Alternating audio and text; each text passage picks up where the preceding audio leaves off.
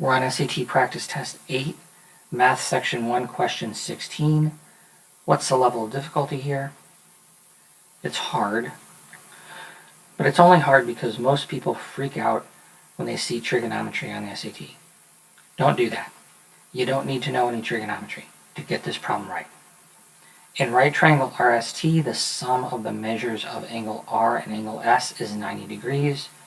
The value of sine R is root 15 over 4. What's the value of cosine S?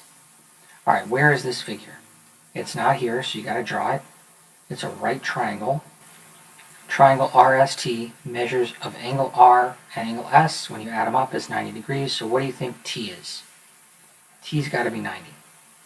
Doesn't matter where you put R and S.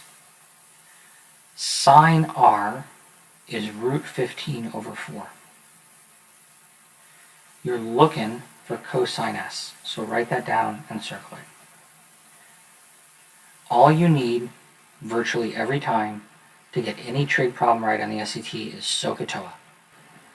Sine, cosine, tangent.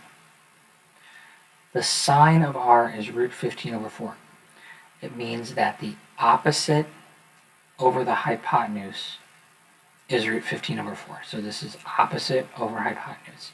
Talking about the sides here, the opposite side of angle R. What do you think that is? It's across from it, root 15. Hypotenuse, you know this one. It's right here. So this is 4. Cosine is adjacent over hypotenuse. All right, adjacent means next to.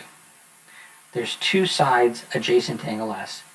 One of them is the hypotenuse, though, so that's not the one that's adjacent. It's this one. So it's root 15 over the hypotenuse, which is 4. Guess what? That's it. That's the answer. It's B. You get it right, it's easy. You move on.